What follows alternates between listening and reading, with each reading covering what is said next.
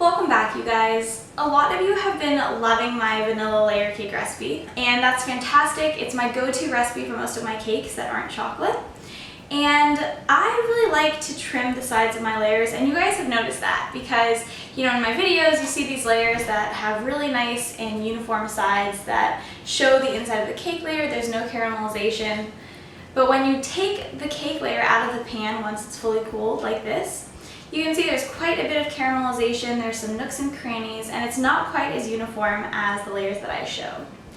So today I'm going to walk you through the steps that I take to trim the sides of the cake to remove that caramelization. And this is by no means necessary. When I first started baking, I didn't trim my sides at all. It is more work, and it also just takes more time to do. So when you're making everything from scratch, it already takes forever, so adding one more step to that can be a bit much. But if you're making a cake that you really want to be perfect, or you really want to have nice smooth sides, by trimming the sides of your cake layers, your slices are going to look better when you cut into the cake, and it's also going to be easier to frost because all of your layers are going to have a really nice uniform side. Sometimes the caramelization also, because it's dark, can kind of peek through the white frosting. You need a lot of frosting to cover it, and by trimming that away, it just makes the whole process easier. So I have here 4 8-inch cake rounds that I baked up. I did add some sprinkles to them because this is going to be a funfetti cake, but it is still just my classic vanilla layer cake recipe. Adding the sprinkles though does actually create some more nooks and crannies along the sides than my normal vanilla layer cake recipe.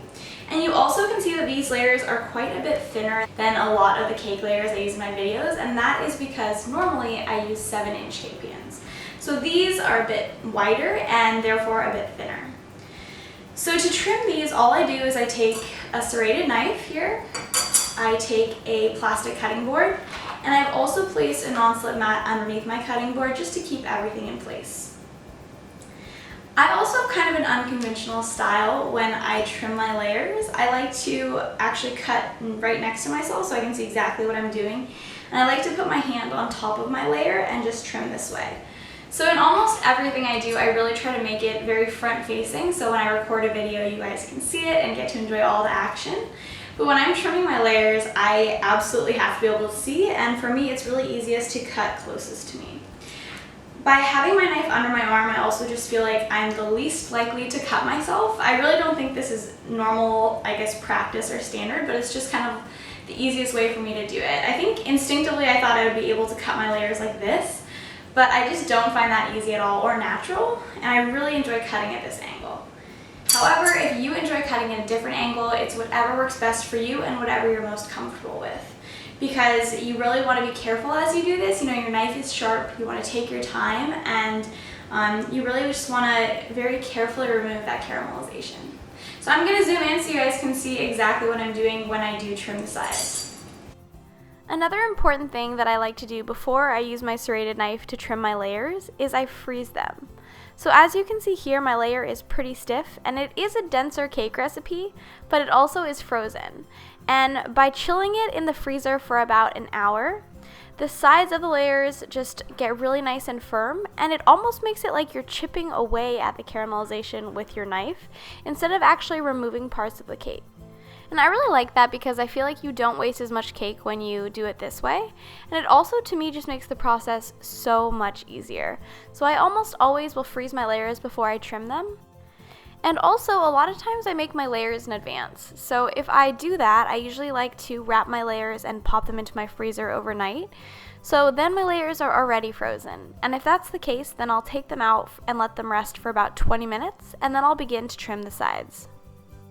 Now, if you're not comfortable trimming frozen layers, I actually let this one layer sit for about an hour and let it come back to room temperature, just to show you what it's like trimming a layer that isn't chilled. So it still works totally fine, but you will find that you'll be removing a bit more of the cake as you're trimming. And also, my hand sometimes will stick to the top of the cake layer just due to some condensation, and I really don't like that either. But either way, you can get the job done whether they're thawed or frozen. And I guess when I say frozen, I really just mean chilled. But it really comes down to whatever you're most comfortable with. So here is a layer that I have fully trimmed. You can see we've gotten rid of all the caramelization. And it really just makes it so much easier to frost these cakes, to stack them, and to cut into the cakes. So that is exactly how I prepare my layers. Sometimes I also trim the tops of my layers, but in general, as you can see here, they bake so flat that it really isn't that necessary, especially when I'm using 8-inch layers. However, if I did want to trim the top of my layer, these have been sitting out for a little bit longer. And you can see they're a little bit more flexible now, and I am actually going to show you guys how I trim the top of the cake layers as well, because that is super important when you're stacking to get a really symmetrical cake.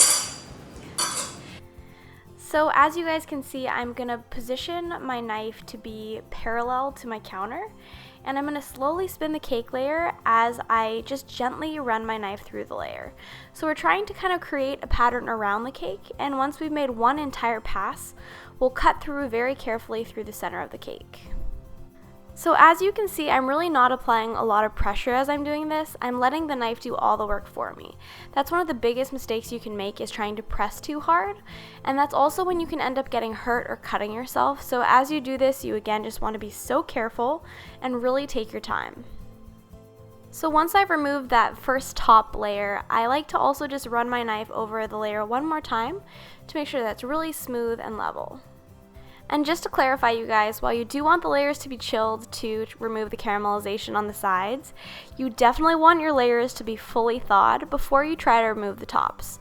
If they're not, when you make your first pass around and you try to cut through the center, if it's still frozen, it will be really difficult to remove. It will definitely lead to your layers being a bit jagged. It's hard to get a nice clean cut, and you really just want to make sure that everything is thawed before you cut through the top of it. When your layer is thawed, you can see you can cut right through the center like this. The top kind of just folds off, and then you can really easily just remove any extra bits to make it really nice and smooth.